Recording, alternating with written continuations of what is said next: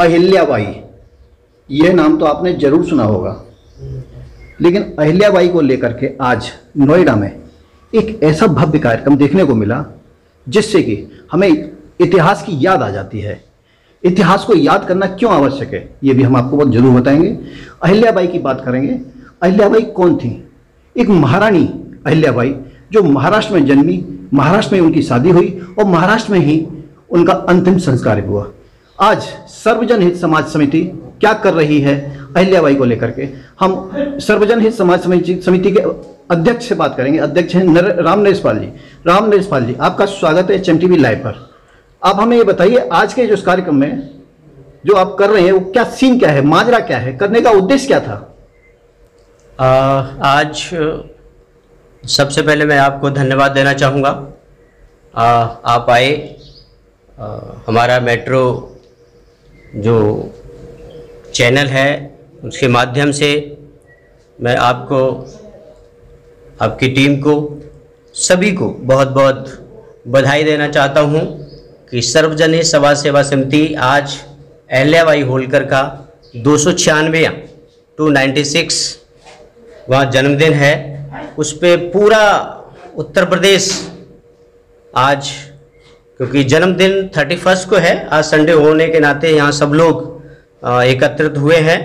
साईं का आशीर्वाद लेके, साईं मंदिर है उसका आशीर्वाद लेके, बाबा का आशीर्वाद लेके आज सब पूरी टीम हमारी आज एकत्र हुई है। और आज की अध्यक्षता हमारे वीरेंद्र सिंह जी है, उनकी अध्यक्षता में हम आज यहाँ खड़े हुए हैं।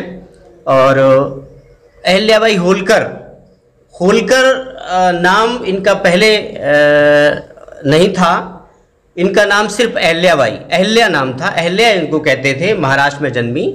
लेकिन होलकर परिवार में ये बहू बन के आई तो वहाँ फिर इनका नाम अहिल्याबाई होलकर के नाम से प्रसिद्ध हुआ। और इन्होंने बहुत साम्राज्य, जिसे कहना चाहिए होलकर समाज का साम्राज्य, सर्व समाज का साम्राज्य तैयार किया। जो आज आप देख रहे हो, शंकर जी की बहुत महान तपस्वी थी, ये सेविका थी। और शंकर जी के जो भी भव्य मंदिर हैं, इनके द्वारा सभी का, जितने भी हैं, जो भी शंकर जी के पूरा हिंदुस्तान में आपके जो मंदिर हैं, इनकी स्थापना की इन्होंने। और सर्व समाज के साथ ही इन्होंने एक साम्राज्य अपना तैयार किया और रानी कहलाई। तो महारानी अहिल्याबाई होलकर हमारी आज समाज के नाते, क्योंकि ये होलकर समाज से थी, तो इसलिए हमारी पूज्य भी हैं। और उनके लिए हम सर्वसम्मति से पूरा आज जन्मदिन उनका मना रहे हैं।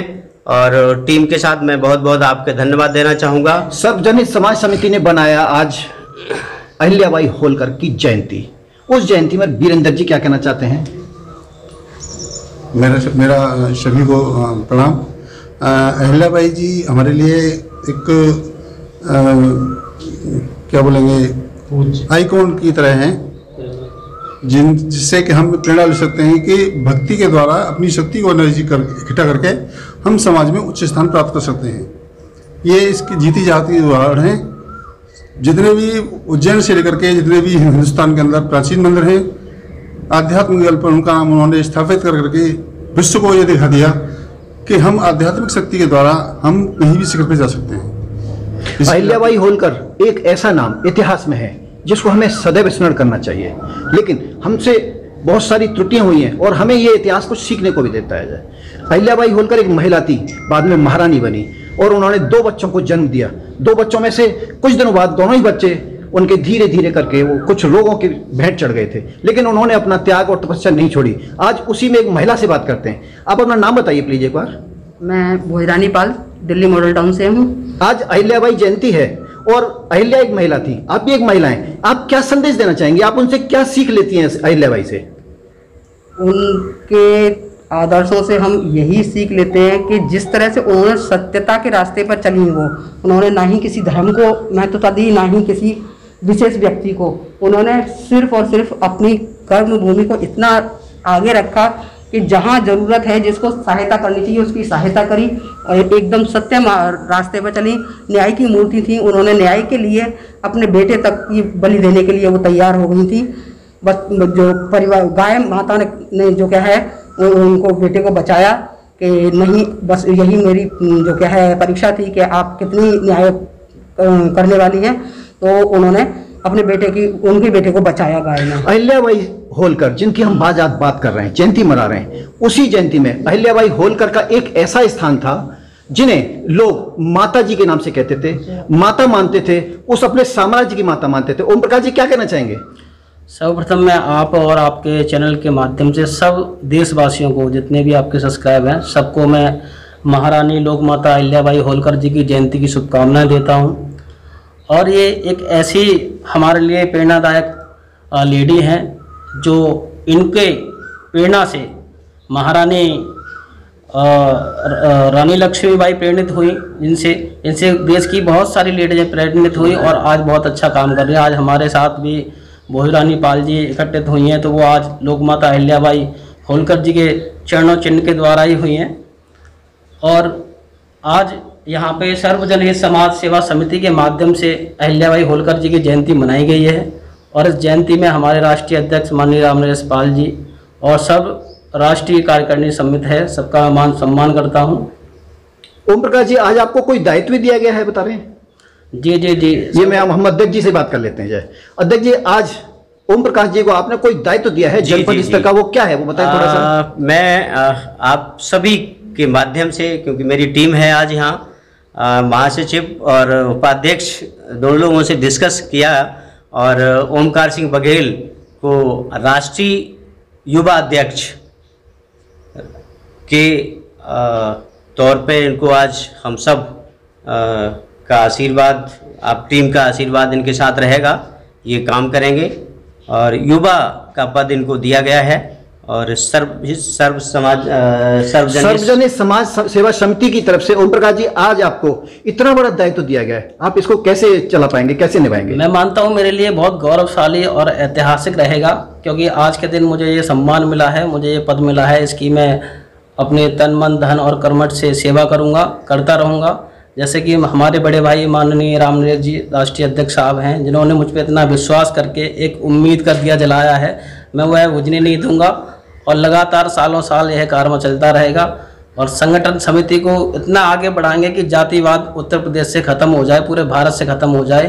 पहले की तरह हम एकजुट और एकता की लहर में चलें, भारत देश का संपूर्ण गौरव बढ़ाएं। ये थे ओम प्रकाश जी आज सर्वजनिक समाज सेवा समिति का एक दायित्व लेने के बाद में आज इस जयंती पर, अहिल्याबाई होलकर जयंती पर, यानी कि कह सकते हैं कि एक ऐसा विकास, एक ऐसा संकल्प लिया गया है जिसमें कि कह सकते हैं कि जाति और पाति इससे निकल करके हमें आगे आना चाहिए और इस पूरे देश में इस तरह से हमें कर्म करना चाहिए, कार्य करना चाहिए ताकि हम आगे और एक अच्छा संदेश दे सकें। आप कुछ कहना चाह रहे थे? नहीं बताओ।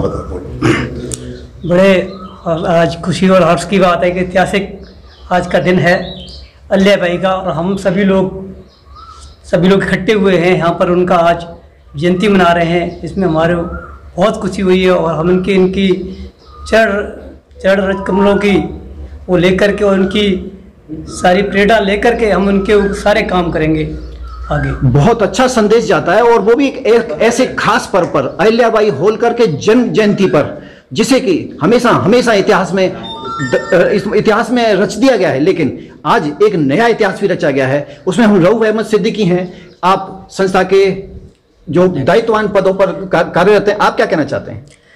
जैसा कि आप जानते हैं कि आज हम अहिल्याबाई होलकर के जन्म दिन पर यहाँ पे इकट्ठे हुए हैं और आपको मैं बता दूं कि इससे पहले भी सर्वजनिक समाज सेवा समिति ने हर साल अहिल्याबाई होलकर के जन्मदिन पर कोई ना कोई बड़े कार्यक्रम किए हैं, जिसमें सभी कई लोग ऐसे हैं जो पहले आप शामिल रहे हैं और आने वाले टाइम में भी हम कोशिश करेंगे कि इनके जन्मदिन पे बहुत अच्छे से कार्यक्रम करें। और जो सर्वजनिक समाज सेवा समिति है, मैं चाहता हूं कि युवा आगे आए और इस समिति को बहुत आगे तक लेके जाएं। जो इसके उद्देश्य हैं, जो हमारे काम करने के तरीके हैं, वो जात पात धर्म से ऊपर उठ के हम देश और समाज के लिए एक अच्छे काम करें, बस यही कहना चाहता हूँ। जैसा कि सर्वजन समाज सेवा समिति यानी कि कोई भी जन, परमात्मा का जन, नारी पुरुष, इससे कोई वंचित ना रहे, एक ऐसी संस्था सर्वजनित समाज सेवा समिति, जिसको कह सकते हैं वास्तव में एक अच्छी अनुकरणीय पहल है, जिसका हम सराहनीय कदम है ये। इसको आगे तक कैसे लेके जाएंगे ये समाज सर्वजन सेवा समिति बताएगी। मैं नोएडा से राजकुमार अग्रवाल, हमारा मेट्रो लाइव के लिए नोएडा से।